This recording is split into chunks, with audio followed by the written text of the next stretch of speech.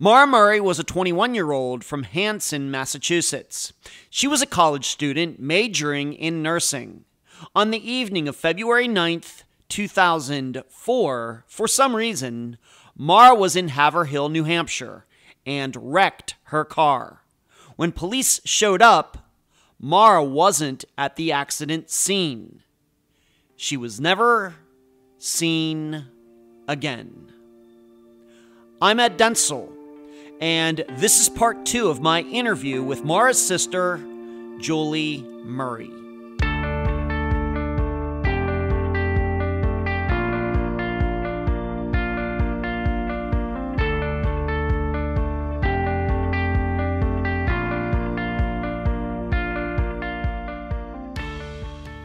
As a reminder, here are the 3 questions from part 1 that I asked you to contemplate as you listen.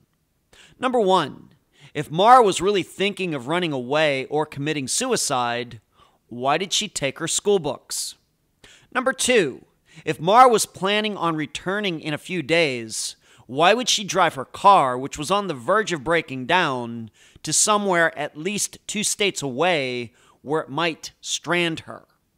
And number 3, if Maura got into a car with someone, killer or not, what was going to be her next move given that she was not supposed to be anywhere near New Hampshire that day, that she had lied to her school, and that she had driven her car against her father's advice? And once you found out about this, of course, February 10th, February 11th, your father's there and interacting with the police up there and everything.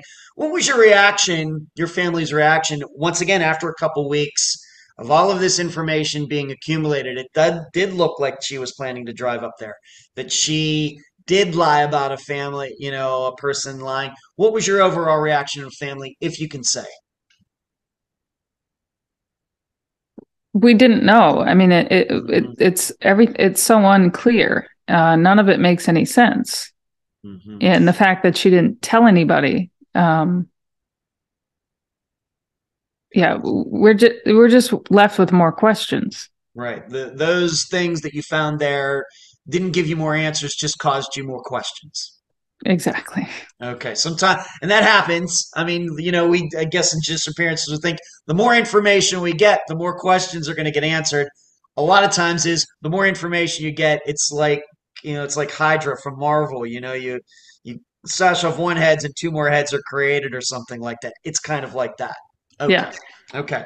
Now now we've talked about the UMass campus, her dorm, the ATM, buying the liquor, all of that stuff. Let's now move up to the wreck location.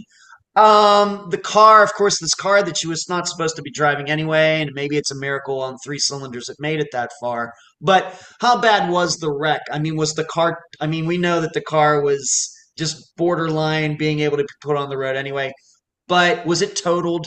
I mean, was it like totally bad, a really bad wreck? What is your understanding? I realize there's pictures out there, but sometimes pictures don't do it justice. What would you say? Yeah, it didn't look like a bad accident at all. We do know that the driver's side windshield was cracked, indicating she may have hit her head. Both airbags deployed, which could have happened in her model Saturn if there was not a passenger in the passenger seat. So both airbags deployed. There was some red liquid aspersions on the ceiling of the driver's side and on the driver's side door. The front of the car had a angled indentation that looked as if she hit an object at an angle because the bottom portion of the bumper wasn't damaged. It was just at an angle from the top, and it kind of pushed the hood in a little bit. So no, it didn't look like a bad accident. And witnesses even said it looked as if the car was just parked on the wrong side of the road. Okay, facing the opposite direction. So yeah. And to answer your question about whether it was drivable, my dad had access to the car on Friday, and he had a spare key under the tire well on a magnet. He took the spare key, jumped in, and the car started right up. Wow. And he even moved it a little bit, put it in drive in reverse. So it did appear that the car was drivable. All right, so we have to remember that was wherever they took it. So it's there. They take it away. Your father then goes to where the car is and is able to start it and move it just to see if it could be moved. Right. All right, it started right up. Okay. All right, something, once again, we realize a lot of people know about Maura's disappearance.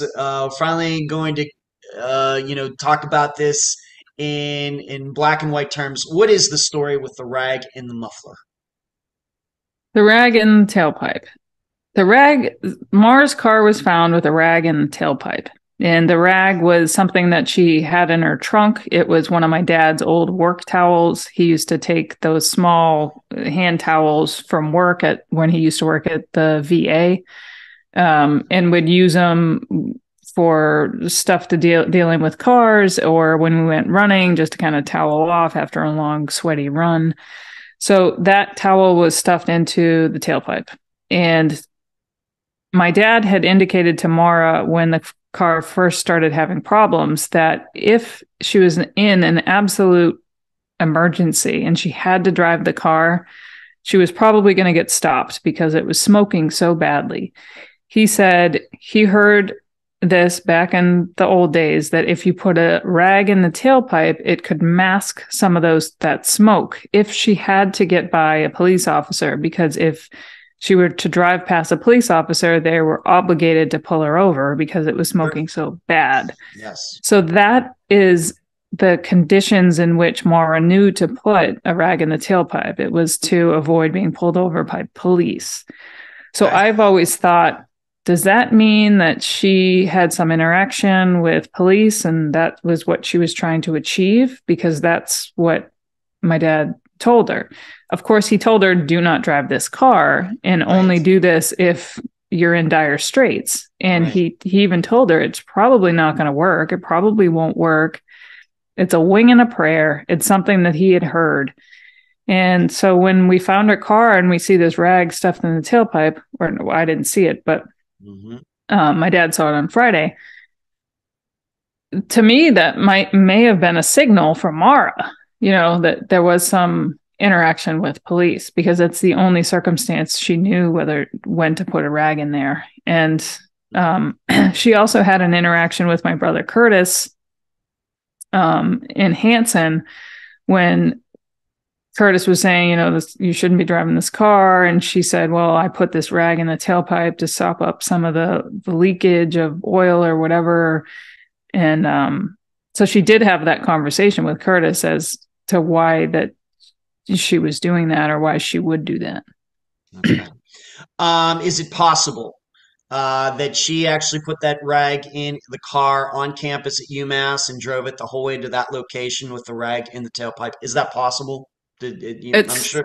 Yeah, it's not possible. So when we had the 2016-17 Oxygen series documentary that came out, a 6-part series, the production crew actually tested it, and they got the same make and model, and they put a rag in the tailpipe, and it blew out just within a couple seconds or minutes. I'm not sure. Okay, so your impression then, at least anecdotally, somebody else trying is that rag, being that was in the tailpipe when the car was found, that it could have only been put there maybe at the time of the wreck or just very shortly before then. Correct. Okay, very good. Regarding the interior, just exterior of the car, any signs that Maura had been forced off the road, any paint from another vehicle on the car, any unexplained damage on it?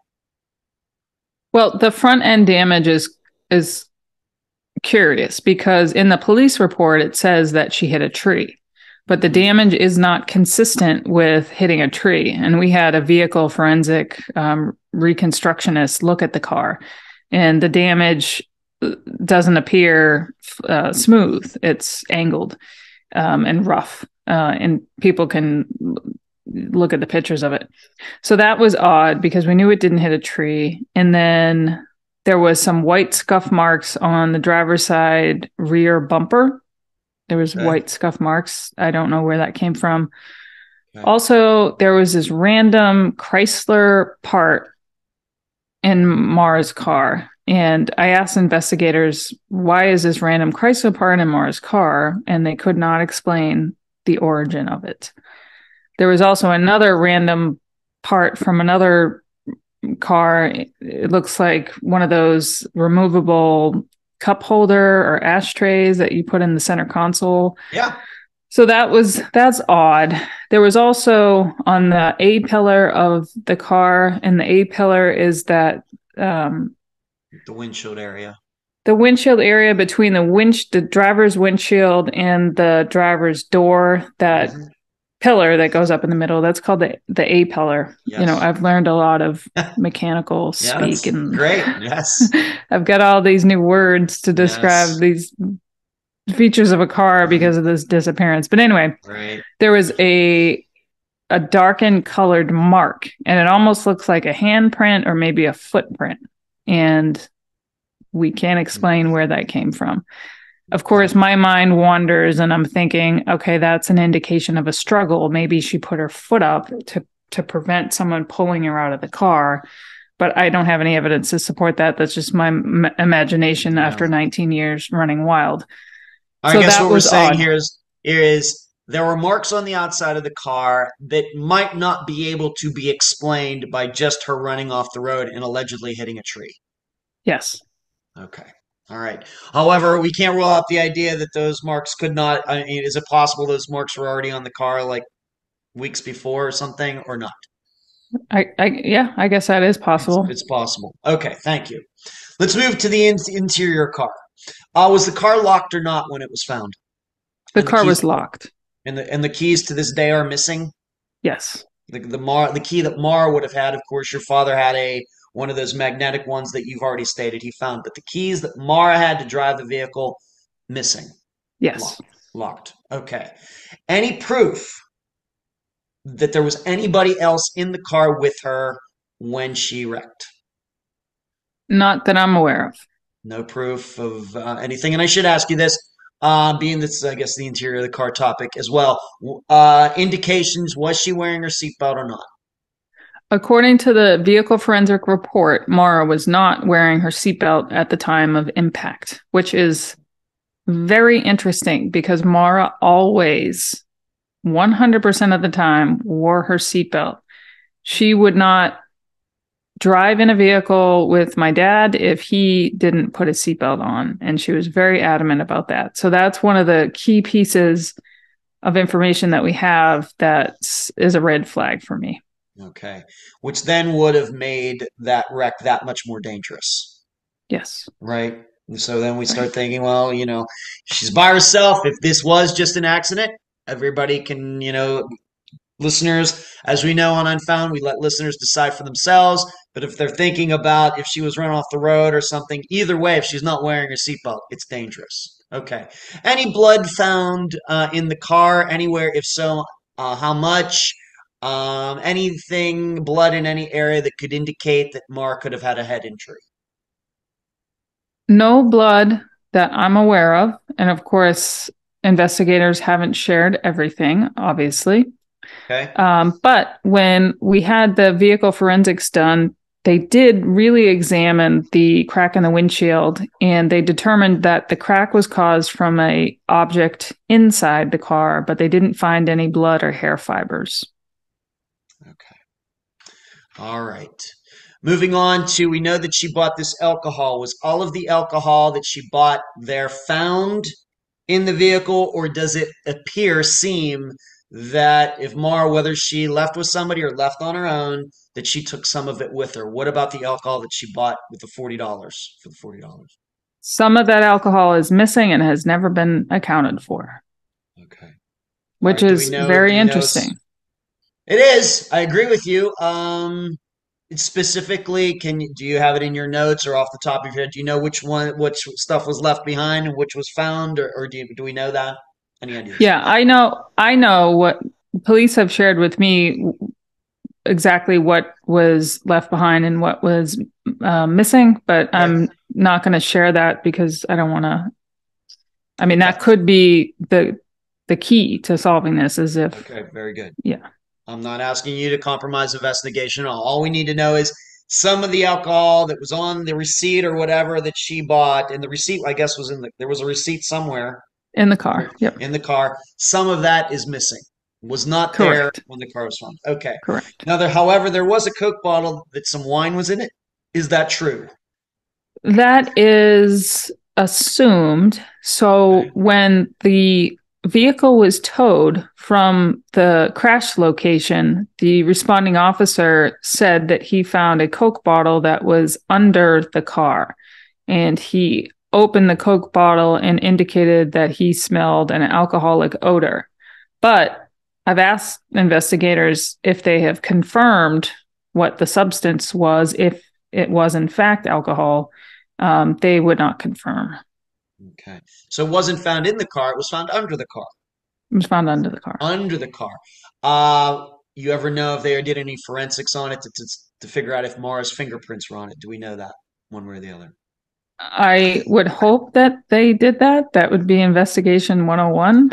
But, But you know, I told you earlier, investigation 101 would also be to call every number that the missing woman called the day she disappeared, and right. that was not done. So I can't say for certain. All right. So if they did forensics on it, you don't know anything about it.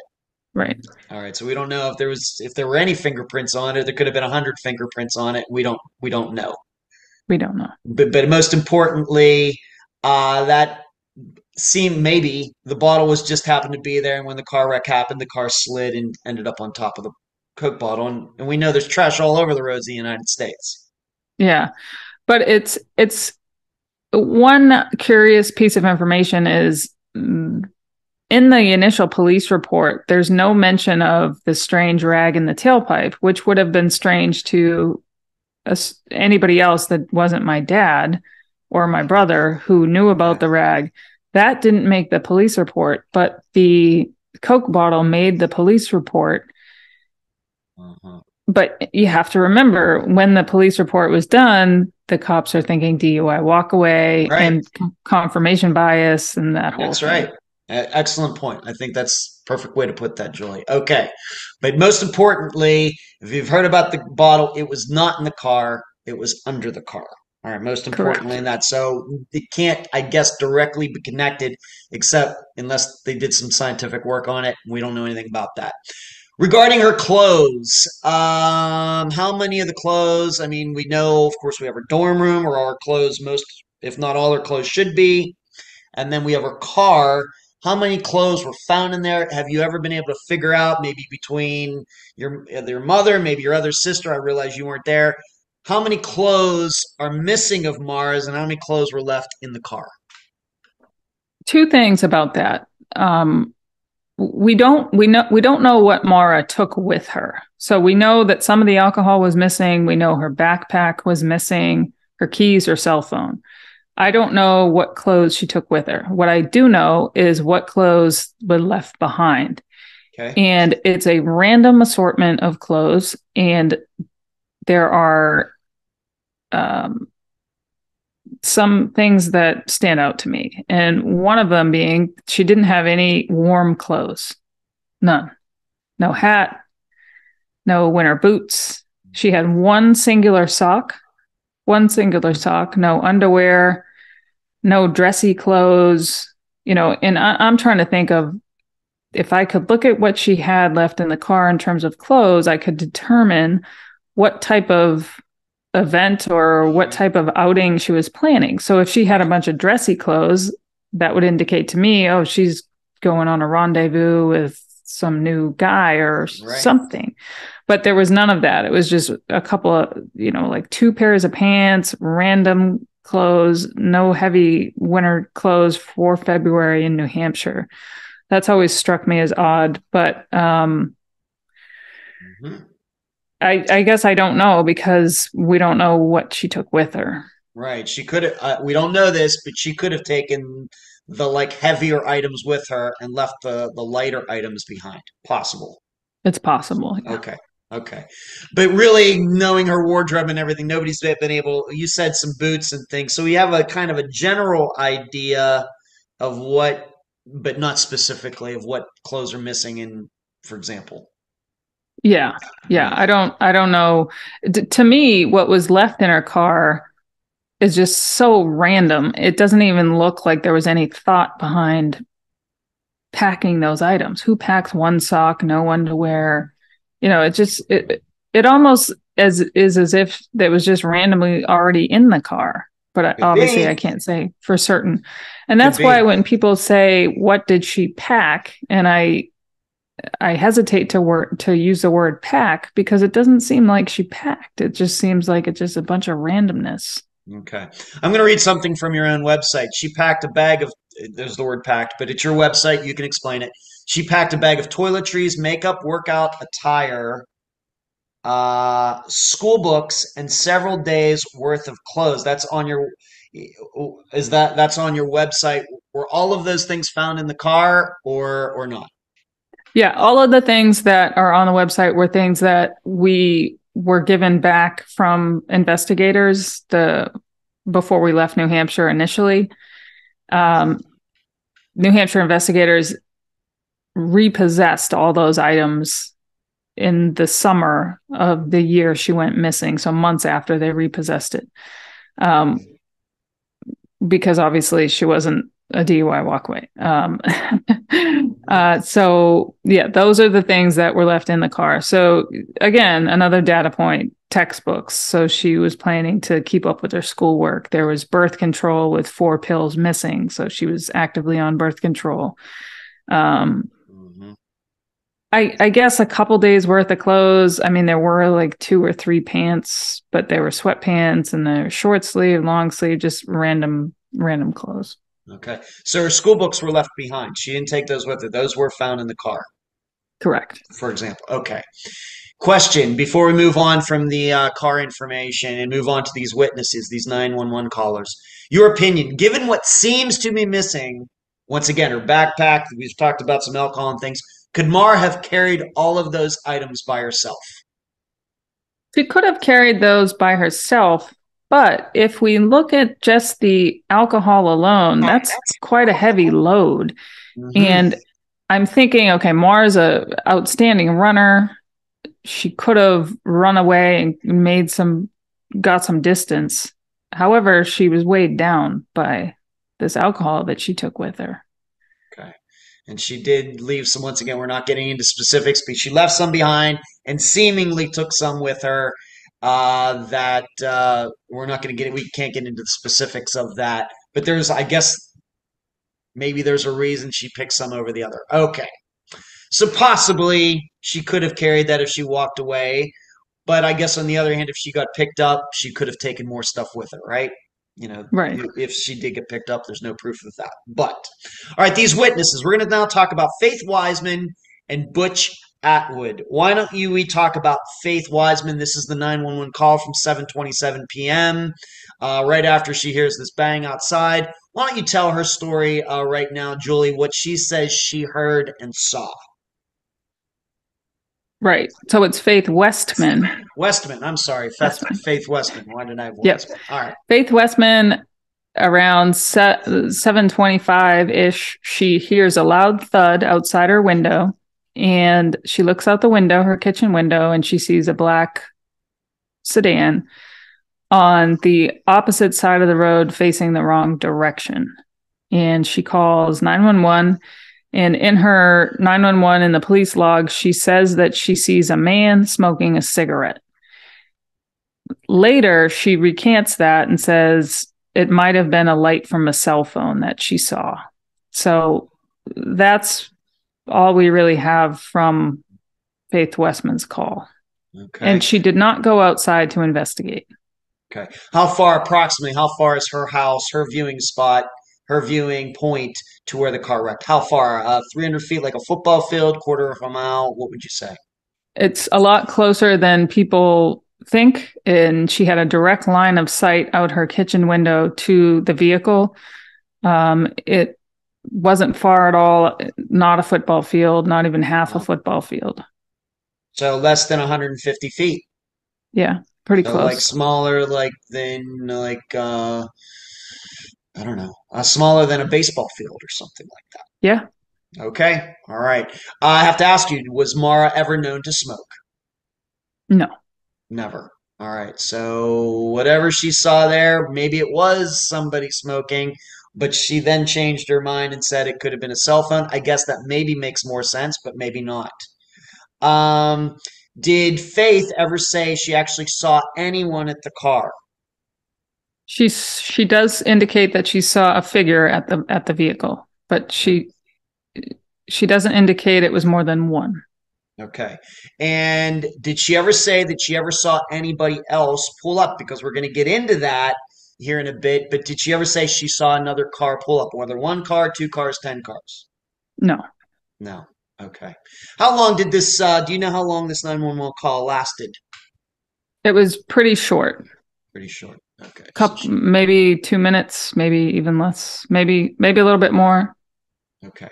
So Tevin 727, this is an important time to remember. All right, so that was what she heard, saw, and then called. She's very close to the wreck location. Let's move on to Butch Atwood. Please tell his story. Now, he actually encountered Maura. What did he say? So Butch Atwood was a local bus driver, and he was returning home from dropping students off at a ski trip that day. And he's driving his bus, and he's neighbors with the Westmans. And so as he's going around this sharp corner, he sees this black sedan off the side of the road. So he stops in the road and communicates with the driver, who we have to assume is Maura, and says, "Are you okay?" And the driver indicates she's okay. She says that she called AAA roadside assistance and that she doesn't need any help. And he knows that it's really cold that night. It's really dark. It's a dangerous corner. And he invites her to his home, which is right down the street, less than 150 yards as well, to warm up. And she says politely, "No, I'm okay. I'm going to wait here." And then he goes back and he tells her that that he's going to call police. And it's confusing because I don't know for sure whether she says that she doesn't need police. There's some versions of his story where he says she was adamant that he does not call the police. So it's a little cloudy. Okay. But eventually he does go back to his home, and he makes the second 911 call at 7:42. And he says it's a single female and she's shooken up. The car is damaged, but he didn't see any blood on her face. Now, what's important, which jumps out to me, maybe it does if everybody's listening very, very closely, which they should be, is that there's a call at 7:27, and 15 minutes later, a police officer still has not shown up to the scene. Yeah, I mean, it is a small town. There were only 4 officers. The police station was about 10 or so minutes, maybe more, 12 minutes away. So it could have taken that long. Okay. Once again, 15 minutes, if you're going 60 miles an hour, you could be 15 miles away and get there, of course, in 15 minutes. That's how that works out. And I don't know, Haverhill doesn't sound like that big of a place for, the jurisdiction to be 15 miles, from corner to corner. So it does seem to me, I guess the impression I get is the police weren't exactly rushing to the scene, even though it was a car wreck. Right. Okay. But okay. It didn't seem, nobody indicated that it seemed like a bad car accident. Okay. All right, I want just everybody to remember that. Now, we should note this. In that area where she wrecked, what kind of cell reception is there? Zero. At least that time in 2004. Even today. Even today, same thing. When I go up there to that site, I'm in a blackout zone. I can't call. I can't get on the internet, nothing. Okay. So Butch Atwood, being that he lived there, is your impression that he kind of realized that Maura was lying, being that she said she called 911 or AAA when there was no cell phone service? Did he kind of suspect that, or what? Oh, yeah. He knew that there was no cell service. Okay. All right. So then he goes home, calls at 7:42 p.m. And has he ever, once again, it's going to be a little difficult to do this, I guess. But did he ever do some sort of lineup or anything just to verify that it actually was Maura? Did they like show her pictures? Is this who you saw? Or we're just all these years later just taking for granted that it was Maura? If I mean, really want to get technical here, what would you say? Well, that's an interesting point because when shown a picture of Maura initially, he said, "That's not who I saw," because who I saw was a woman with darker hair and her hair was down. So that was something that my family keyed in on because Maura always wore her hair up. So when he said she had her hair down, we were like, what? That doesn't sound like that. But then later he says, oh yeah, if I look at it, or once I look at it more, that was who I saw. Okay. I guess we also have to remember it would have been dark. I mean, it's It was 7:30. very It's dark. it's very dark, and it's kind of a very confusing situation. You're out there, I guess what we would say, or I would say, out in the middle of nowhere, given that I've lived in cities since 1998. And the lighting's not going to be absolutely correct and everything. We'll give some leeway, but there is that, at least at first, he didn't actually believe it was Mara. I would say that's accurate. Yeah. All right. But then he changed his mind. Okay. Is there anything regarding, and as you know, Butch Atwood, who is now deceased, has been he was under a lot of scrutiny as far as his story. Is there anything in his accounting of events that is contradictory? Yes, he gave he gave different variations of his interaction. One Okay. where he says he stops by the Saturn and speaks to the driver while he was sitting on the bus. One where he gets off the bus and speaks to the driver over the hood or over the roof of the car. So Maura would have been between the car and the snowbank on the side of the road. Mm-hmm. And then people have attributed him saying that the driver was intoxicated and needed to hold the car for stability. He said that he never said that, but somehow that made it into the newspapers. But he claimed that he never said that she appeared intoxicated. Okay. All right. So he hasn't been, unfortunately, as solid as we would like when it comes to witnesses. Correct. Okay. All right. But I guess no doubt though that he did call 911. Now what that interaction was with Mara, we know that it was he who called 911 at 7:42 p.m. that night though. Right. Okay. All right, moving on. Now we're going to go back. Of course, now we're kind of going backwards. We've already kind of talked about the police officer showing up. The officer who showed up, what exactly time did the first officer show up and what did that person do? But I want to go back to one thing about Butch. And Butch was obviously the last person to see Maura, and he was agreed to take a polygraph. He failed the first polygraph and then passed the second one. He was a larger man and had some health problems, so I don't know if that played into it, but I think that's something that listeners should take into consideration. All right, very good. The first police officer, his name was Cecil Smith. He showed up, according to the logs, at 7:46. Okay. Now, there's some revisionist historians involved that want to say that he showed up earlier, but I'm going to go off what is documented in the logs, and that's 7:46. Okay. And do you think that he responded to the first call? Was this a response to the first call or the second call? I believe it was in response to the first call because also in the logs it says that he was dispatched at 7:29. Okay. All right. And so it took him 17 minutes to get to the location. Wherever he was, it took him 17 minutes. Okay. That seems wondering. Okay. All right. What did he do? What did he claim he did when he got to the scene? Of course, Maura was not there, but what did he do? Well, he claimed that he got to the scene earlier than was reported in the log, and he says he broke protocol and did not call in to dispatch saying that he had arrived. And the first thing he did was do a cursory search around the vehicle, looking for footprints, and then he went over to the Westmans and said, "Where's the girl?" Mm-hmm.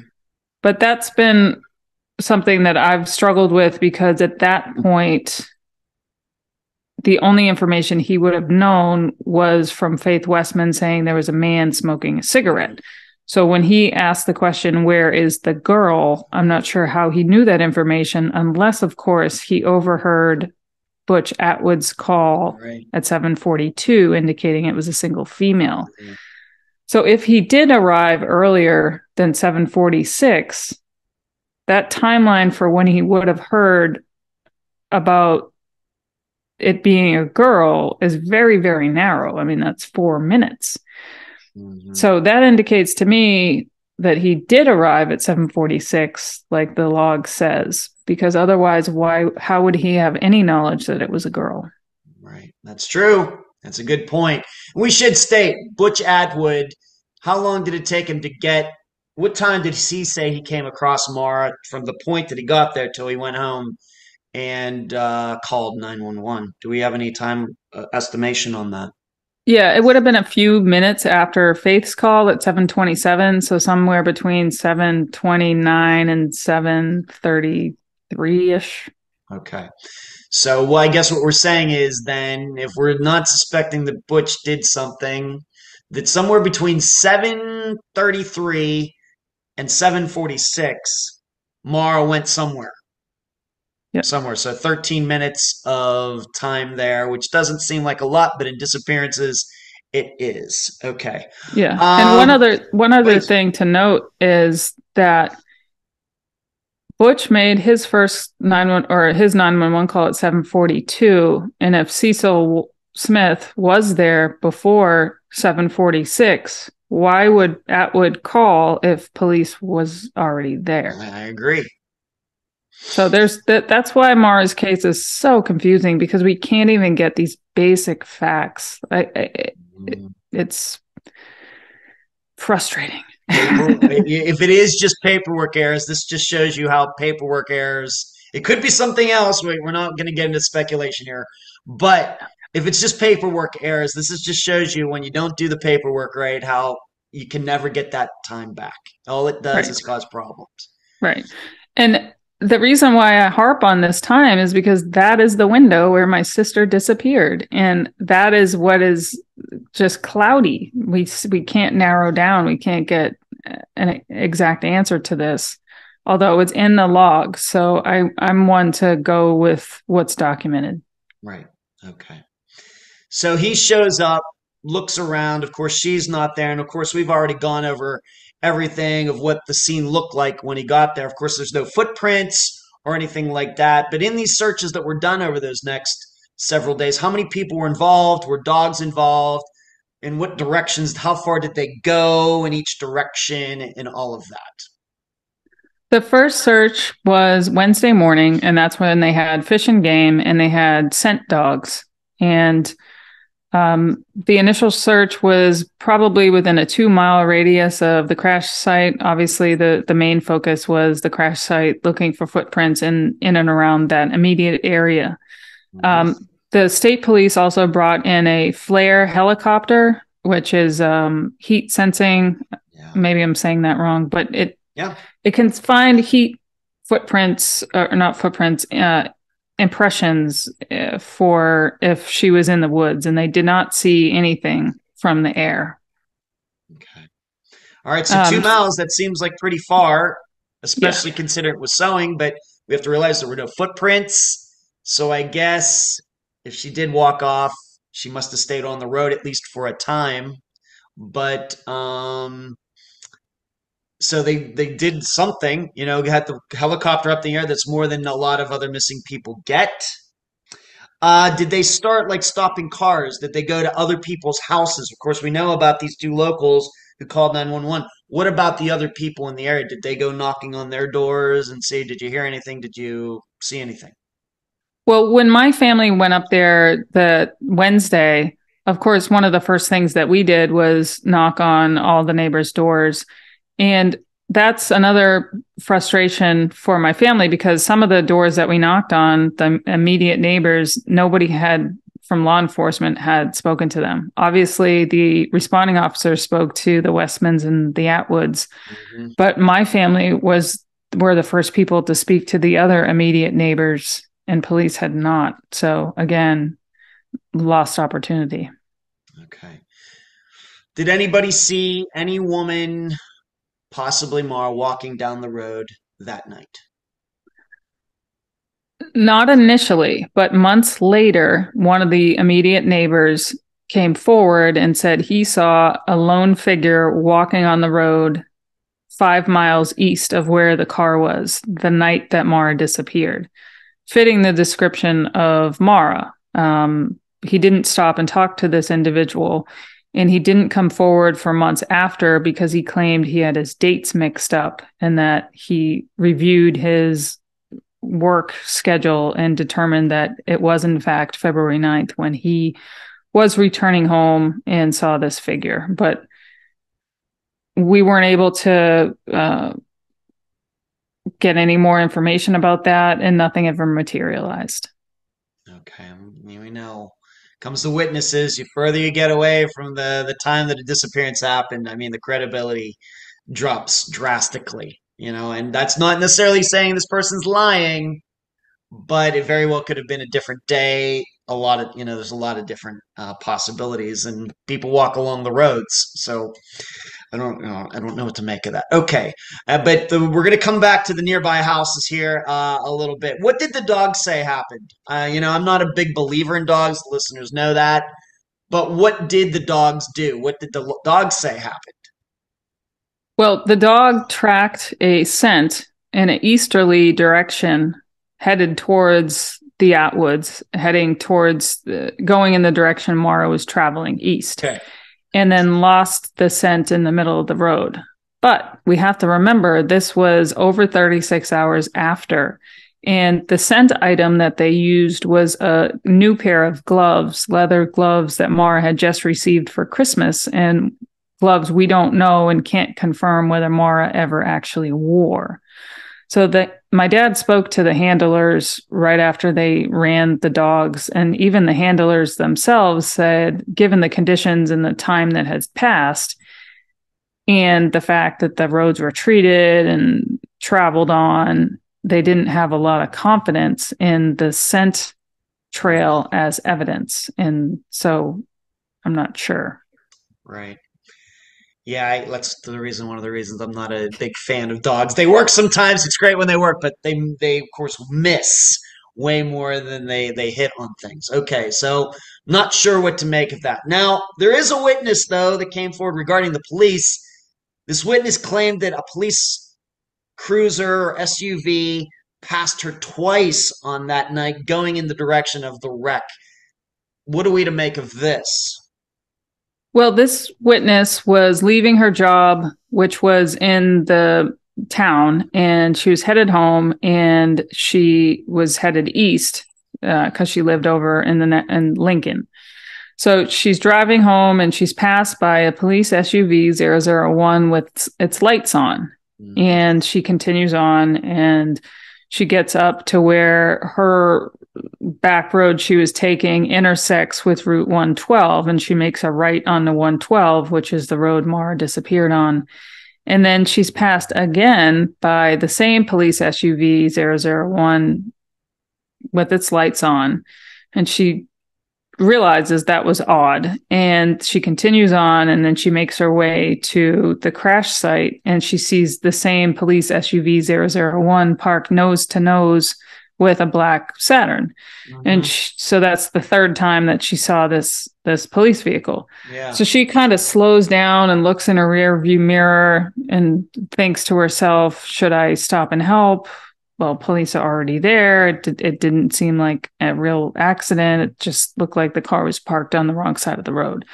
So she continues on her way, and she always calls her family when she gets to the first point where you get cell service, which is about 15 minutes from where Maura's car was found traveling east, and it's called Beaver Pond. So she calls home at 7:52, and it's in her phone records, and she talks to her family.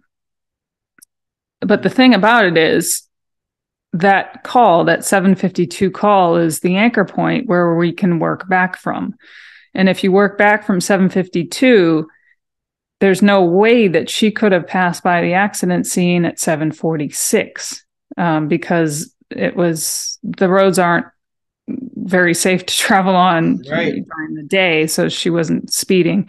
We did the math, and I think she would have had to have been going like 80 miles an hour to make it to where she passed the scene at 7:46. So this has always been something that's bothered us because it doesn't make sense. And when we did the oxygen show, the police officer stated that he did arrive earlier, and he did pass her twice because he was taking a shortcut, which doesn't make a whole lot of sense because it obviously wasn't a shortcut because it took him longer to get there, and he passed her twice. Sir, but his explanation, we call that a long cut. Yeah. So his explanation was he took a side road so that he could link up with Route 112, which is a bigger road. So he did that in order to avoid frost heaves. And he thought that would be a better way to go. But the other thing is the road that he took was in the opposite direction. And his family, his parents had a house right there off Route 112. So he was very familiar with the area and should have known that was not the most expeditious way to go. So I can't explain it. Is this even the officer that showed up first, or is it somebody else? This is the first responding officer. So I just want to point out, I'm not a police conspiracist. I don't think that there's some conspiracy, but I have trouble making this work in my brain. He actually said that. I have to admit, I have not seen this. He actually said that he went a different direction because of snow heaves on the pavement. Mm-hmm. He actually said that. Mm-hmm. Okay. All right. That's what he said. All right. Moving on. All right. So even that, it just doesn't seem to make any sense. It seems something weird. I don't even know how that would come to somebody's mind to say something. Okay. Of course, we know in the area where she wrecked, cell phone service. Any ping information regarding her movement from the university campus the whole way up to where the car wrecked? Anything that kind of stands out? There was no cell phone activity after the 7:47 call, except there was one ping, and it was someone trying to call Maura's cell phone, and it pinged in Londonderry. It originated from Londonderry, New Hampshire, which would have been the way to get to New Hampshire if you were coming from the Boston side on the East Coast. You'd go up 93, and 93 crosses right through Londonderry. So we know that somebody pinged Maura's cell phone that late afternoon, the day she disappeared, from the Londonderry area. But after Maura disappeared, there has been no pings that we're aware of on her cell phone. So that indicates to me that perhaps she never left the area. Perhaps her phone was dead. Perhaps her phone was damaged. But if her phone was on and she traveled to a place where there was coverage, anyone trying to call her, which there would have been a ping to her phone. Yeah, I agree. Did the boyfriend receive a call from Maura's phone? The boyfriend received a call on Wednesday morning when he was going through airport security, and he missed the call because he was going through airport security. And when he listened to the voice message, it sounded like whimpering. That's how he described it. And of course, again, it could be confirmation bias where he wanted it to be Maura. The police looked into it and said that call was from a Red Cross calling card, which is bizarre because the Red Cross doesn't communicate directly with soldiers. They communicate with the Army command. And they would have been trying to communicate with the command in order to determine whether this qualified for emergency leave. So the Red Cross helps soldiers out when they're trying to get home for emergencies. Of course, this did not qualify for emergency leave for Bill because, one, they weren't married, and she was missing, and we didn't know what happened. So that's bizarre. And why would the Red Cross use a calling card to call a soldier? It doesn't make sense. But was the call from her number or not? No. All right. It wasn't from her number. All right. No. So, okay. So that was out there. Not sure what to make of that. Maybe it's just a coincidence or a wrong number or something. Someone stole a credit card or stole a calling card or something. All right. So wasn't like even back then, numbers would come up on people's phones. It was not Mara's number.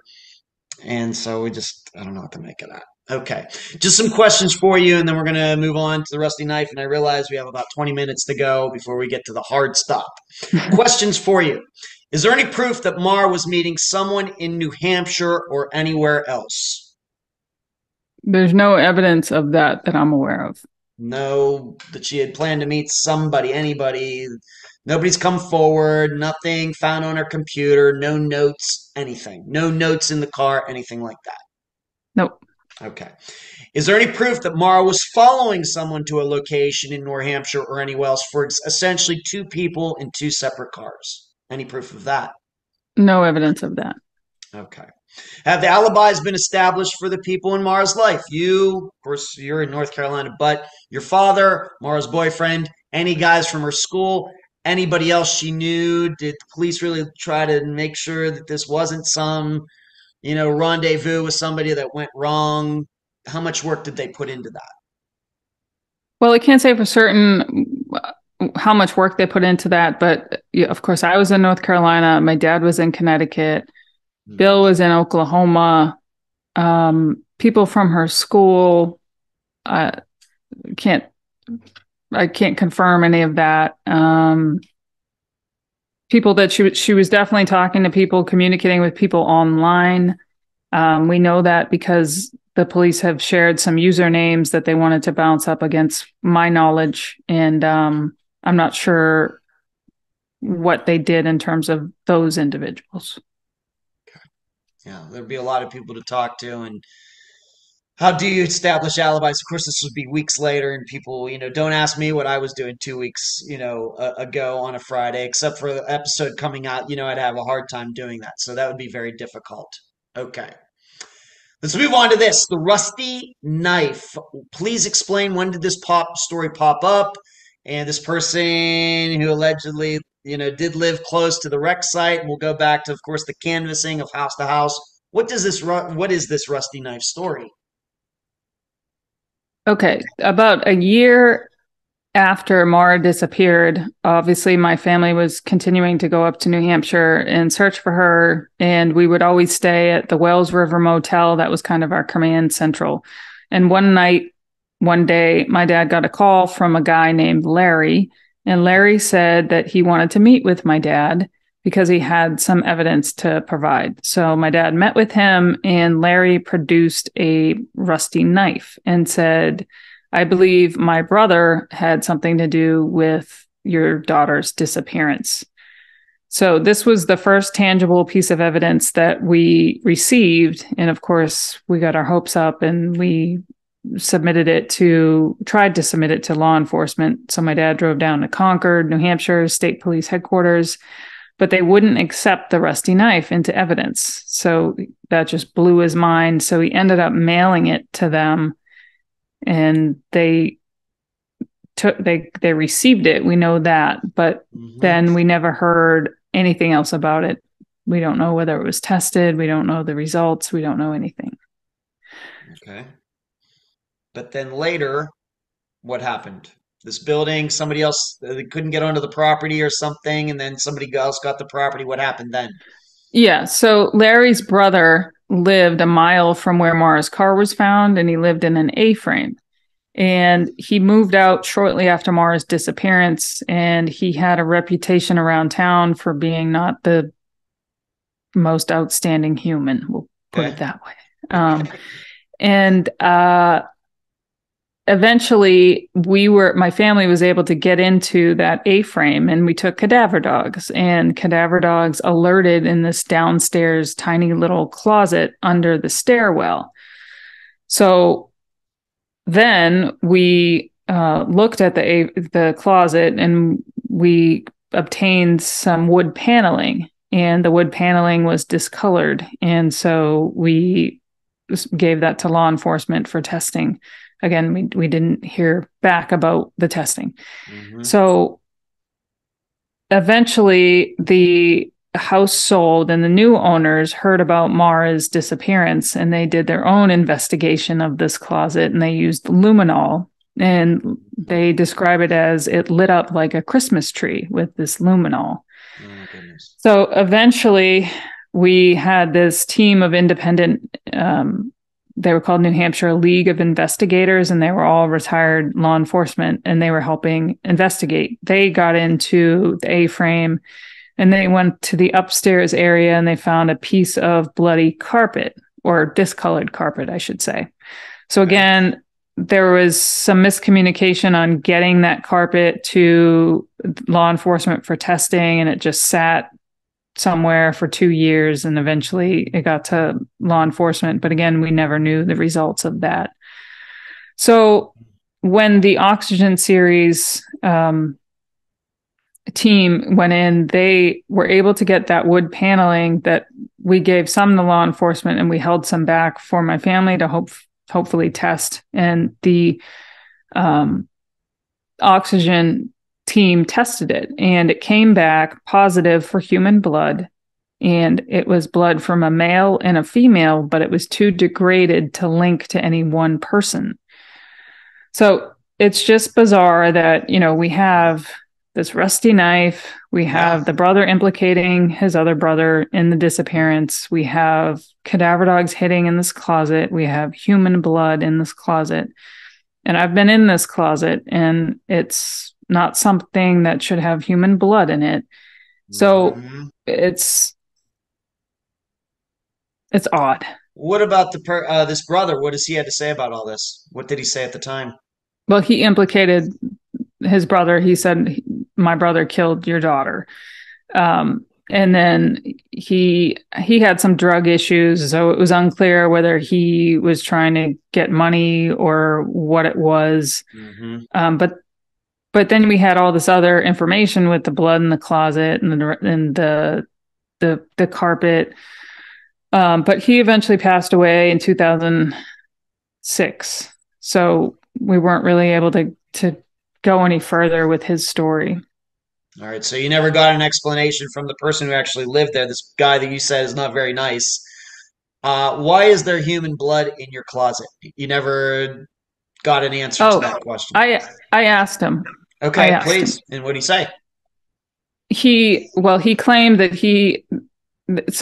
this rusty knife and this blood in the closet, it was on national TV. It's the talk of the town. But when I asked him, he claimed that he had absolutely no idea. This was the first time he had ever heard that there was blood in the closet, his closet, and could not explain the origin. Was this a closet that was being, as best as you could tell, was this a closet that was being used on a daily basis, or So it was an A-frame, so it was on the bottom level, and it went up into a peak, but it was the bottom level underneath the stairwell. So it was like it's a triangular, small, awkward space, and it's pretty small, pretty narrow. To me, it looked like somewhere where you just store things. So he's trying to sell the idea. I mean, we can't deny the science that it's human blood. But he's just decided, I don't know. I just never saw any blood in there, I guess is what he's saying. Yeah. Okay. Wow. And how long had he lived there? Do we know? Obviously, he was living there at the time of her disappearance, but like so many years before that, how many do we know? Yeah, I think it was a couple years, and he was just renting the place. What did the owner of the place have to say about this finding blood in there? What did the owner of the building have to say about it? Well, the original owner, we didn't speak to him. Well, my dad may have spoken to him, but there's been many owners, and all of them have been so helpful, and they let us come in and search, and we've done extensive searching in there. However, law enforcement has yet to step foot in there. So my family's done GPR on the ground penetrating radar on the yard. We've done all this forensic testing. We've had countless cadaver dogs, and they all alert on this property. Yet law enforcement, to my knowledge, has never stepped foot on the property. What about the owner that was actually owning the place at the time that Maura went missing? I mean, what did that particular owner have to say about, there's blood in your closet? Again, I haven't spoken to the original owner. He was an older man, didn't live in the area. I believe my dad spoke to him, but I'm not sure. Okay. All right. Any other, there was ever a rumor that this guy had maybe murdered somebody else, a woman or who's missing, other than, of course, Maura Murray? Any allegations that this guy could have actually caused somebody else's disappearance or actually murdered a woman? That there blood that would then end up in that closet? Not that I'm aware of, other than his brother implicating him. But the brother never, except for your sister Maura, he didn't say, well, it's possible he murdered Jane Doe. Nothing. No. Like that. Nothing like that. Okay, so I guess that really limits our choices then. Yeah. I mean, we can't deny the science, but I'm not sure what to think of it. I'm here to ask the questions. It certainly is strange, especially since it's not far down the road. And, I don't know why Marwood ended up there, but maybe he picked her up. I don't know, but we don't try to do too much theorizing. Okay, let's move on to this. Brianna Maitland, lots of talk out there that she and Maura are connected. Their disappearances are connected. Any proof that they are related? No proof that they're related, and Vermont State Police and New Hampshire State Police came out with a joint statement saying that they looked into a connection and did not find one. Okay. That's a lot of talk out there. All right. But I would have to say, knowing Brianna Maitland's disappearance like I do, I don't see a connection either. But once again, I don't know everything maybe that they do. But if that's what they're going to say, I guess we have to believe them. Okay. Obviously, since 2004, lots of searches have been done. How far would you say the mileage has gone in any one direction? Like, of course, we know it's not an easy area to search, lots of woods and everything. How far in any particular direction? I mean, I guess you go far. There's even a river in the area and everything. But what can you say about the searches over the years, how far they've gone? We've combed and scrubbed that area ad nauseum. I mean, 5 miles in every direction, with official searches. Of course, my family has gone many more miles than that in every direction. We were looking in Vermont, we're going to bus stops in upstate New Hampshire, all the way up to the Canadian border, just everywhere. Anytime my family gets any sort of lead whatsoever, we run it down because we just don't know what we don't know.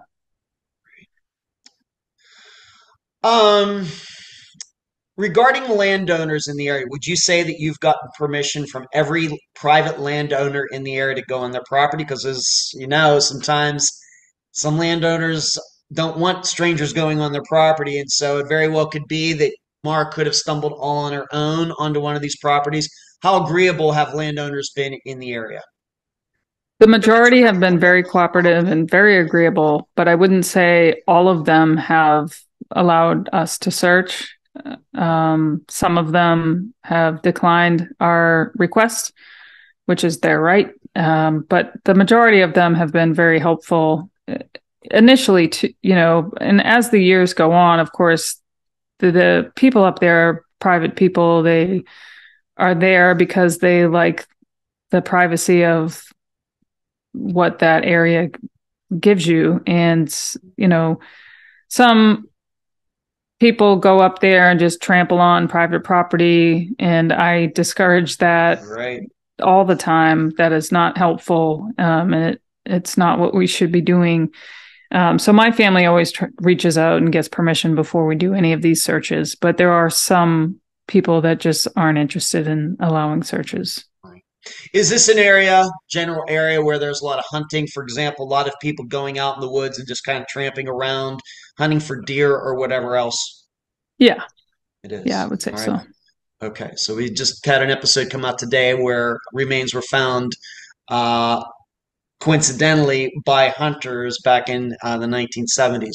So obviously, we're not just looking for Maura. We have this backpack and alcohol and all these other things. Of course, if she were out there, then her remains would start to deteriorate. But of course, a backpack's not going to deteriorate. Glass is not going to deteriorate. But seemingly, none of those things have been found. You'd think they'd all be found in one area, really, really stick out to somebody. But nothing like that has happened. Right. Nobody's ever come forward. We found this bottle of liquor out in the middle of nowhere near where the wreck. Has anything like that ever happened in the last 19 years?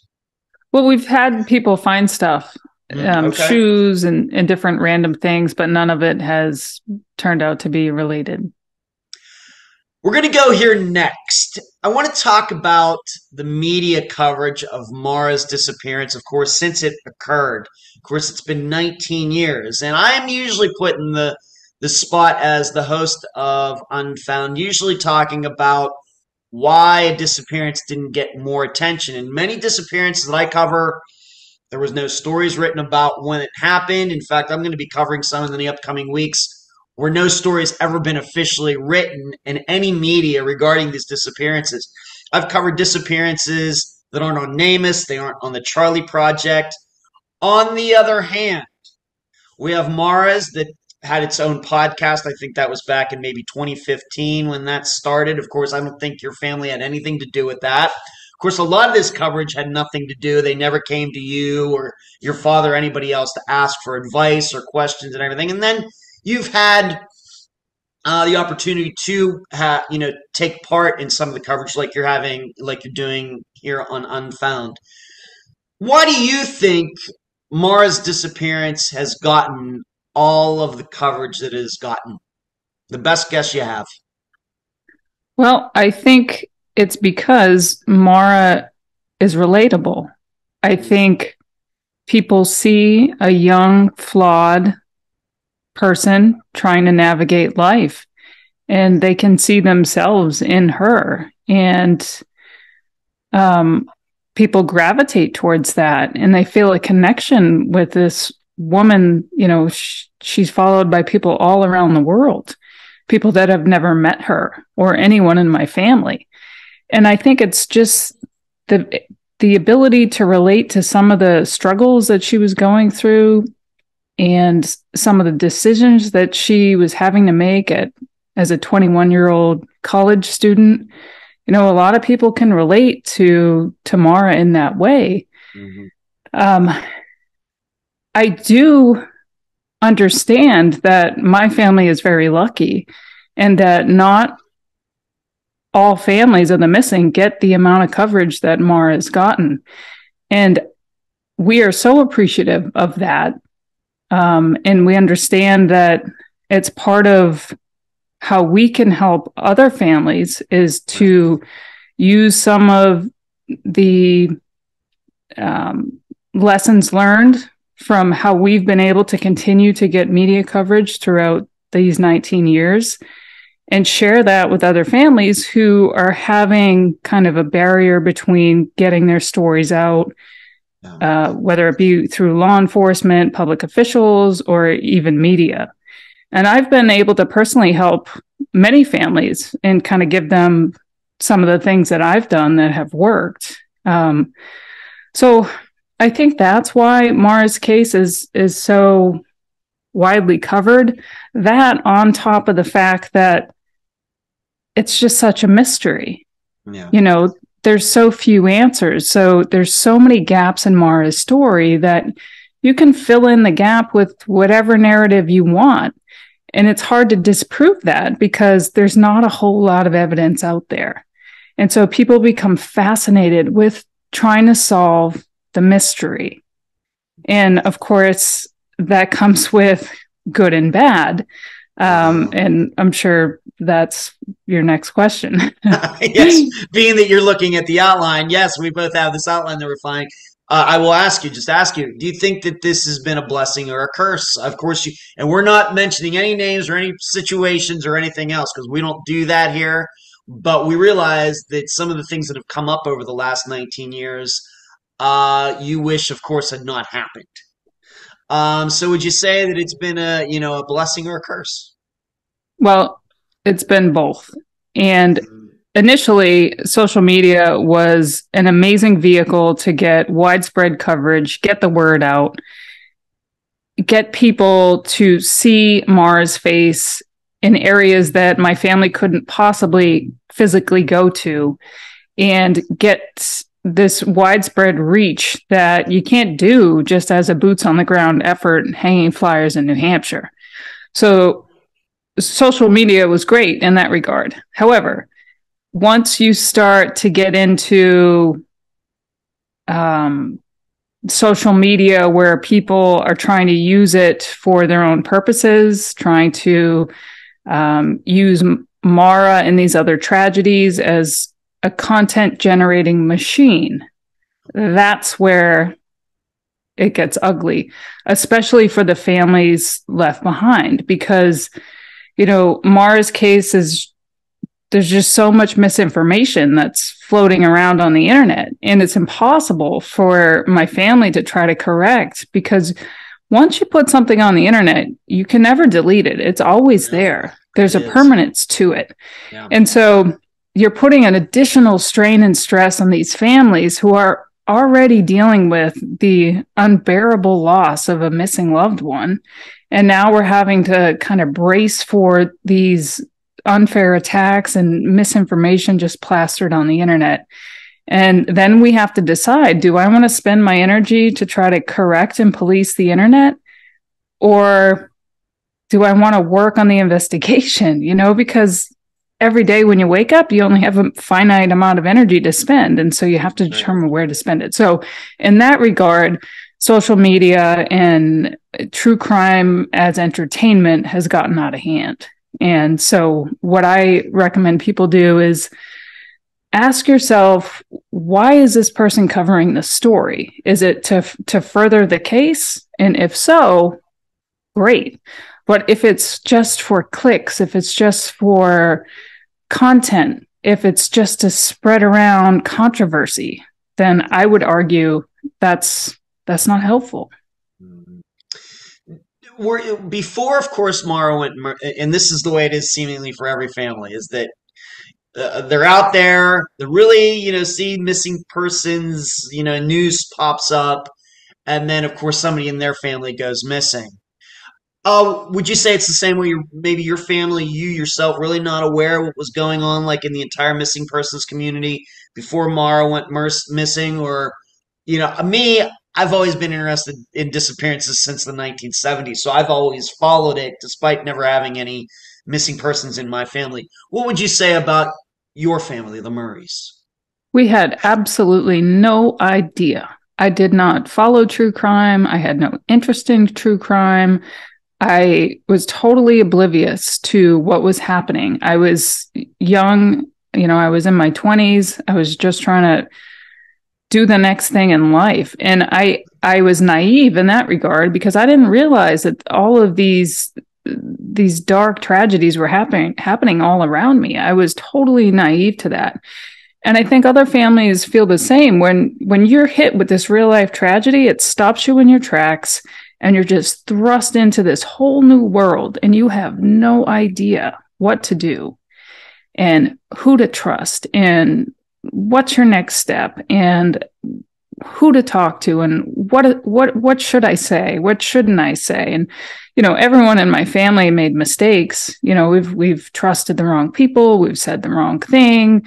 And the things we have said have been twisted, and it just perpetuates the problem. So no, the only true crime that I have experienced was just my love for history. So, I was obsessed with Lincoln and John Wilkes Booth, and I did a paper on that. And JFK, obviously, coming from New England, JFK was a big part of growing up, and Maura and I got our nominations to West Point from Ted Kennedy. So, right, of course, we looked into, or I had a fascination about the JFK assassination. But that's it. That's it. Mm-hmm. Can you think back the first moment that you thought, you know what, I think this is becoming more than just my sister going missing and me and my family trying to figure out what's going on. Do you remember that moment when you started thinking, something weird, kind of corrupt, is going on with other people doing things? I mean, do you remember that moment? And how long was that after her disappearance? How long did that take? Yeah, I mean, once people started to be able to go on message boards anonymously, that's when it started. So there was periods of time early on in the investigation when they had forums called topics. I'm not sure if you're familiar with that. So I remember, sure. Topics, and of course my family set up a website, and we had a MySpace page, and then we had a Facebook page, and then we started to get these harassing, anonymous, misdirection, not even, they weren't really tips, they were just floating ideas. Yeah. And it was just like throwing spaghetti against the wall to see what would stick, and then whoever was behind the account would run with that. And so then it created all these rabbit holes that aren't based in any kind of evidence, and they're just purely speculation. Now, I understand with a missing person case, you're going to have speculation because we don't know what happened. But some of this stuff was just beyond the pale, and it's where people are harassing other people, and people are having a war about who knows more, who's been at it longer, and it just blew my mind. I was like, what is happening here? Yeah. And then you get the egos involved, and my family's steered away from all of that, and we've tried to say, can we all remember that there's a missing human here while you guys are fighting and bickering on the internet about who's knows what? And like I said before, it's impossible to control. Right. My family can't control that. We can lead by example, which is what I think I have tried to do in terms of not engaging and not harassing other people and doing things like that. So, yeah. And then, being that this is my business, the way I've put it, like I do a live show, which is coincidentally tonight here on this Monday. I do a YouTube live show every Monday night, and I talk about missing persons topics and theory, covering the regular missing persons news and things. And the way that I look at Maura's disappearance, and there are several other disappearances like this, is that people get so entrenched in their thinking, they're so sure they know what happened, and like you said, ego is, you get the idea that they would rather have the disappearance unsolved and them not be proven wrong than it to be solved and them proven wrong. They would actually remain very protective of their egos, so their ego can't be shattered when the disappearance is solved and they're wrong. In addition, as long as a disappearance remains unsolved, they have something to talk about, to fill up, their free time. There are so many people like that, as, listeners, audience members, viewers, readers, everything else who in the true crime community. And I know, everybody's listening to us here, but people already know, I think, what I think about this, but I just want to reiterate it here. This is kind of what I think about when I think about what you're talking about here regarding Maura's disappearance. That's exactly what I'm talking about. Mm-hmm. Yeah. And it does a disservice to the person that brought us all together. Like, it's not for the best. It's not in Maura's best interest for these people to be fighting on the internet. It does nothing to find the human that the Facebook group or the Reddit sub is named after. Right. And people just use it as a hobby. And my missing sister is a hobby, a pastime for people. Yes, it is horrible. You're right. That is what it's like. It's like a hobby. It's just a pastime for them. When they're done with work, we're going to go and we're going to create rumors and throw around theories. And they argue with each other. And this is why I don't argue theories with people in public or in private. I mean, I have my own ideas, but if you're so sure about what we think, just go solve it. Get off the keyboard, go up there to Massachusetts or wherever you think, or New Hampshire, Vermont, wherever you think you got to go, and just solve it. Yeah. Yeah, I'm with you 100%. So, and it's also maybe not, in public, like in the interviews that we're doing here today, but with other family members behind the scenes who, clamoring for more attention and everything. And one thing I always like to remind them, you look at, unfortunately, Maura's disappearance, unfortunately, Brian Schaefer's disappearance, which is another very well-known disappearance, Jennifer Kessie, Jody Houston, all these what I would call regular people, not famous people like famous actors or singers or whoever, athletes, but just your regular everyday people who have gone missing, who are very well known because of their disappearances. Media coverage doesn't necessarily translate to a disappearance getting solved. It helps. It certainly can help, and I think Unfound has helped in some of these disappearances that have been solved that we've covered, but it certainly doesn't guarantee it. So it still has to do with the work that you're doing as a family, with friends, boots on the ground, and everything combined with media attention. Overt media attention itself, is probably not going to fix it. So yeah, I agree. And sometimes, like in my case, it just causes torment to the secondary victims, the families left behind. Right. I don't know about you, but I know that people out there have really come after your father regarding all of this, even, throwing the idea out there that he somehow could be involved, which is totally, ludicrous. Ever thought about any defamation suits or anything like that? Or have you been advised against that, if I can ask? Oh yeah, I've pursued it. I've pursued it. I've consulted with several different attorneys.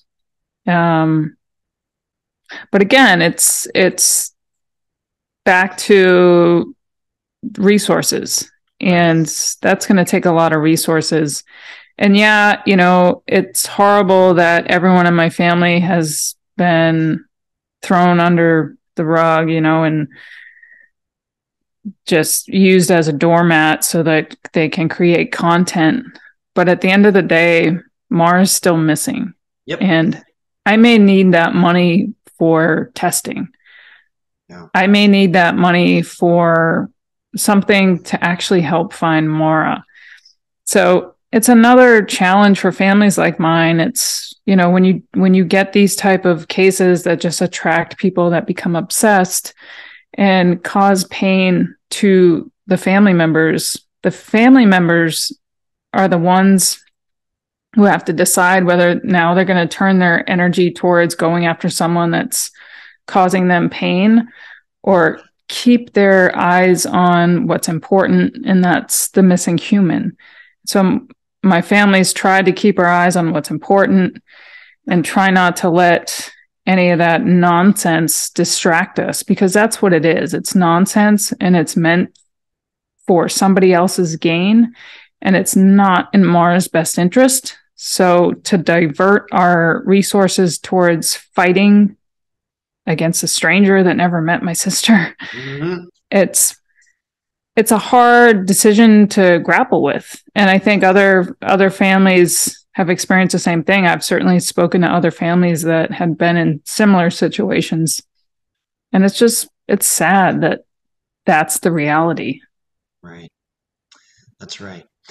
Let's move on to this, being that we're talking about this. Let's talk about engage with empathy. This is something that you started, so why don't you tell all the listeners about that right now? What is that? When did it get started? Everything that you can say about it, you can talk about it right now, Julie.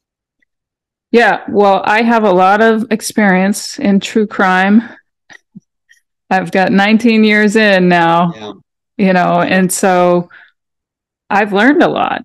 And one of the things that I've learned as a family member is that there was a lack of empathy in the true crime space from my standpoint.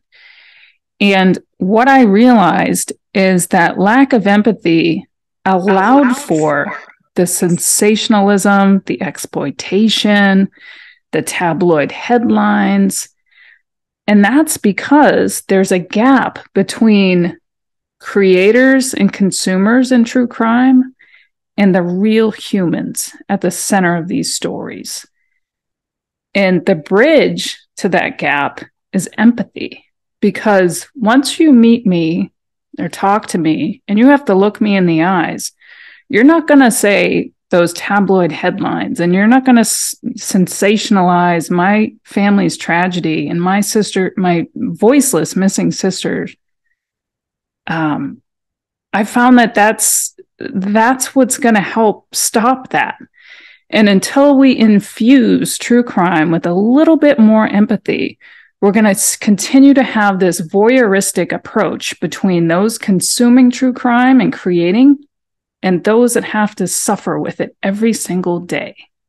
You know, I've woken up every single day for 19 years with this looming sense of unknowing.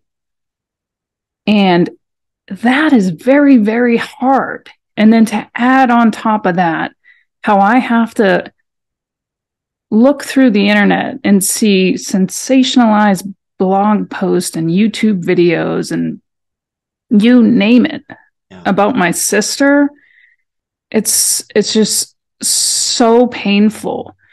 And so that's a long-winded way to explain why I started the Engage with Empathy campaign. It's because I want to bridge the gap between the real people at the heart of these tragedies and the consumers and the creators. Because I think if we bridge the gap and we come together, we can do amazing things as a community. But if we continue to have this barrier, it just makes it easy to, and you're able to rationalize talking about another human as just a tabloid headline. So I started the campaign earlier this past year, and it's built upon 4 pillars, and the 4 pillars spell out care. So it's a quick and easy way to remember as a creator and a consumer of true crime. Does it follow the care principle? So the C is center the victim. Is it victim-centered content? If not, then what are we doing? Mm-hmm. A is avoiding harmful speculation.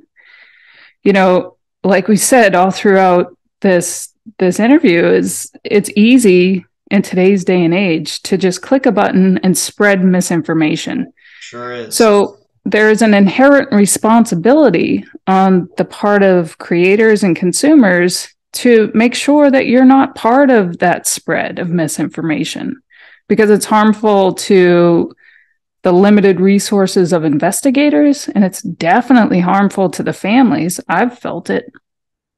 And then we have R, which is research responsibly. You know, just because you see something that's posted on the internet about one of these cases does not mean it's true.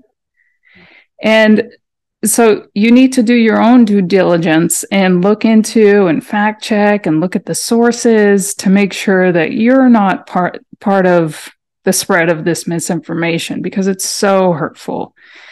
And then the E is engage with empathy. And, you know, families don't choose these tragic paths, you know, and we don't have a way out. So treating families and victims with a little sensitivity, a little bit of empathy goes so far in making it a positive experience for everybody. And so that's kind of engage with empathy in a nutshell. And if people want to learn more about it, I have a page set up on my website, mauramurraymissing.org, and people can read all about it. Okay. Engage with empathy. And like you said, this wasn't something you started like 15 years ago. This is just something like within the last year and a half. Yep. Okay. All right. Because I just got tired. I got tired of it because, you know, the damage is done to my family. You know, what's been said has been said. I can't change that. But I also realized there's other people and other families that are unfortunately going to have to go through the same thing that my family went through. And this and what I've learned and through my lived experience and this horrible real life tragedy, hopefully if people take this concept, they can prevent some of this pain. If I can ask, being that you have a very unique background, you are surely the first Academy graduate who has ever appeared on Unfound. And of course, early in this interview, we talked about discipline. You went there, you loved that discipline. Of course, Maura wasn't as thrilled with it. She went somewhere else, of course, still to a fantastic school of UMass. How much is your background with the Academy, with that discipline and everything, helped you deal with this over the last 19 years? Do you think you've had to, of course, maybe going to Academy, you think maybe I'm going to be in a war one of these days. Instead, you're dealing with this, which is kind of an emotional war. How has that really helped you, or do you lean back on that at times?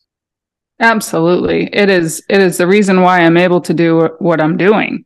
It's the discipline, like you said, it's having the structure, having the emotional intelligence to know that I shouldn't take everything personally. You know, people are going to come into the comment section and say, my voice is horrible, or I said the wrong word, or, you know, whatever people can criticize, they're going to criticize.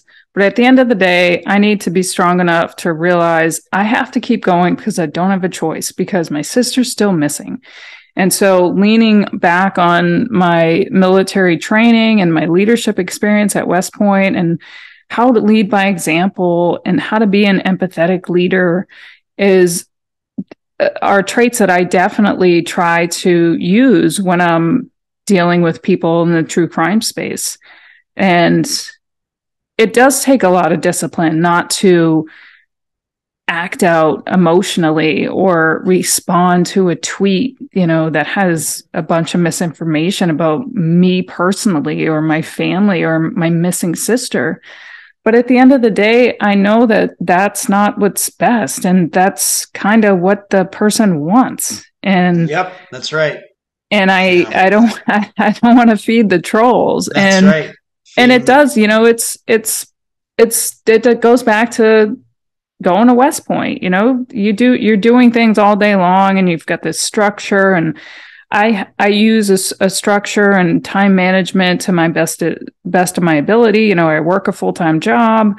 I have other responsibilities other than this, but I'm able to manage my time to where I can continue to advocate for my missing sister and attend events and do all the things that I need to do, and continue to have a life of my own.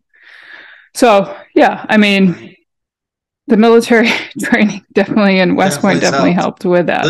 Little did you know, right? Little when you went to the academy that you thought that this would be one of the ways you're using your skills, you know, for so many years. You never absolutely not. But the secret ingredient of the military is leaning on other people, knowing that I can't do this alone. I'm probably not going to solve my sister's case, but being able to establish a team that I trust, that I can lean on, just like in the military, that is what is going to help us propel forward and eventually get resolution to Maura's case. Because I think it's going to take a team effort. That coupled with the physical component of the military, that is what keeps me sane. That is my go-to when I'm stressed, whatever. I need a mental break, I'm at the gym. And that's the same, you know, when I was in the military. It was kind of just a part of my day. So that has helped me tremendously as well. Okay. What about the rest of your family? Of course, they didn't go to that structure and everything, but how is the rest of your family now doing here in 2023 regarding all this? Well, we're getting frustrated. We're getting frustrated that we're now 19 years down the road and we still don't have any answers. But we continue to keep our focus on Maura and not get distracted by all this nonsense and this circus sideshow on the internet. And I think, and I'm proud of the way my family has handled ourselves. You know, we get criticized all the time, but I challenged anybody else who's criticizing me to see what they would do if they were in my position, and see if they could do it better. And if they could, great. But we're doing the best we can. And, you know, my dad's 80 now, but he's still hanging on, and he's still, you know, I talk to him every day, and we're talking about what we're doing next and the leads that we need to follow up on. So he is totally in the game. He's kept himself healthy all these years. And, you know, he's just, anytime anything happens, he's ready to go, which is incredible for a man 80 years old who's gone through this horrible tragedy. My brothers, they're kind of behind the scenes, but they're always there for support and are willing to do whatever needs to be done. So I have a good group of support, and we're just keeping the hope. I mean, that's something that I talk about a lot, is hope and how the relationship with hope changes over the years. And the main hope that we have now is that we get resolution before other people in my family pass away. Because, of course, my mother passed away and my sister passed away. So we're doing everything we can, and we have tremendous support. So I always say it, I'm hopeful that this is the year we find Maura. Right. Okay. Right now, of course, we've talked about the website already. Why don't you mention the name of the website again, along with Engage with Empathy? Give everybody that information again. Facebook, if you're on Instagram, TikTok, wherever. Why don't you give all of that out right now, please? Yeah. So I run the main website. It's mauramurraymissing.org. And on the website, you can go to the campaign tab, and there's the Engage with Empathy campaign. Whenever I get any information, I post it on the website. So if you want the latest and greatest, go there in terms of updates.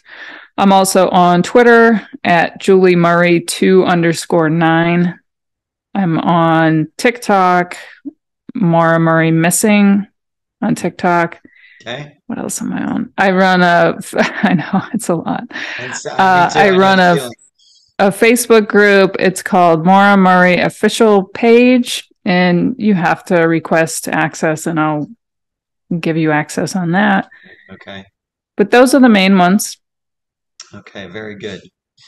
Julie, any final words before we complete this interview? Well, I just want to thank you so much for taking all this time to talk about my sister Maura. She's still missing. It's been 19 years. She deserves answers, and I truly believe that the case is solvable. I agree with you. And I appreciate you being on this episode of Unfound. Okay, great. Thank you, Ed. You're welcome.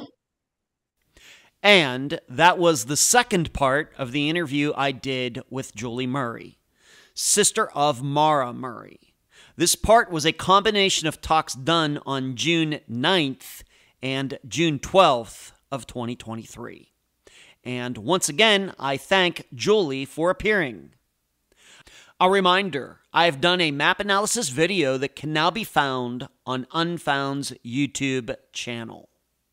First, my summation for the information covered in the second part of the interview. My biggest takeaway is that many of the items discussed have given a lot of keyboard jockeys who think they know a lot about disappearances all the instigation they need to jump to conclusions about Maura, her family, the people who live in the area, and everyone else within like a 100-mile radius of Haverhill, New Hampshire. Whereas, as a guy who has deeply covered almost 300 disappearances, the most important point I would make is that there is really nothing about Maura's disappearance that I haven't heard before in many other cases. For example, Unfound has covered multiple disappearances where vehicles are found but the drivers are gone. Going back to the beginning of Unfound, Greg Brooks, Donnie Smatlack, Regina Marie Boss. In the middle of Unfound's existence, Jackson Miller, Eric Alvarado, Rodney Kaiser, and very recently, Jason Landry, Evelyn Piper, Keith Call, and Sandra Haley. Sure, in some of these, foul play is a very good choice, and it very well may be Maura was murdered by someone. But no one should ever jump to that conclusion on the strength of an abandoned car alone. Ever. The work the dogs did doesn't mean anything. They make so many mistakes, they really should never be used, to be honest. The bus driver changing stories could be something, but lots of surely innocent people in Unfound's history have told stories that have changed over time. The human mind is weird like that. For example, look at all the people who claimed they saw Noah Davis weeks after he disappeared. Whereas we now know Noah died on the very night he was last seen. The discrepancies in the police work, it's common in every jurisdiction across the United States. Doesn't mean there couldn't be something nefarious going on, but once again, no one should jump to any accusatory conclusions. The horrible police work that was done for Angie Yarnell's disappearance dwarfs anything that has happened with Maura's. That rusty knife absolutely could be involved in Maura's disappearance. Likewise, the luminol that went off when used in the closet of that guy's house certainly seems damning, especially since both male and female DNA were identified. Yet, we've heard so much about blood and luminol on Unfound, Tom Brown, that we now know that very common everyday products can set it off. Likewise, given that the guy who lived in the house seemed to be the crazy type, would we be surprised to find out that he had some knockdown, drag-out fights with women in his life? No, we wouldn't be. In fact, we had the disappearance of Lisa Shuttleworth, where an underground room on the property of a very good suspect looked like it had blood running down the walls. But it didn't end up being blood at all. This is how tricky this stuff can be. What I'm saying is, for these Part 2 items, I could certainly believe Maura Murray met with foul play. I could believe she ran off and she's alive today. I could believe she went to Canada. I could believe she started a new life in Italy. I could believe she died that very night from the harsh conditions. I could believe she was meeting some secret boyfriend and he killed her. But as a guy with experience, who yes, has his specific idea about what happened because I'm human like the rest of you, I can surely say there is no reason to get into trench warfare with anyone else regarding theories not for Maura's disappearance or anybody else's. That people are so dang sure of themselves to the point of trolling and doxing and all those other internet words when there is no reason to be so sure at all is what makes the true crime community a bit of a bore too much of the time. As for Maura's disappearance overall, combining parts 1 and 2, I feel that this is a very solvable disappearance. In fact, I don't even find it to be close to the most perplexing mystery Unfound has ever covered. Jason Jolkowski's disappearance and some others are much higher on that list. So, what's it going to take to solve Maura's disappearance? Probably more luck than we'd like. Probably a generational jump or two in DNA science. Probably someone new coming forward who can be believed. Probably more landowners in the area opening their properties up to searches. And we can't forget about landowners who live nowhere near the wreck site as well. Probably more people coming to the Murray's defense, so stress can be taken off that family. Probably the public gaining a better understanding of disappearances in general. instead of so many people thinking that they are born with it. And it's probably going to take a lot of people taking a lot of chances for the sake of Maura and not for themselves. If you'd like to hear and read my deeper analysis of Maura Murray's disappearance, please go to patreon.com/Unfound Podcast and sign up. Until then, I leave the public theorizing up to you. And that's the program. Right now, while you are in your podcast platform, Spotify, YouTube, iTunes, wherever, give Unfound a 5-star review, a thumbs up, whatever that platform allows. I thank you for listening. I'm Ed Densel, and you've just finished this episode of Unfound.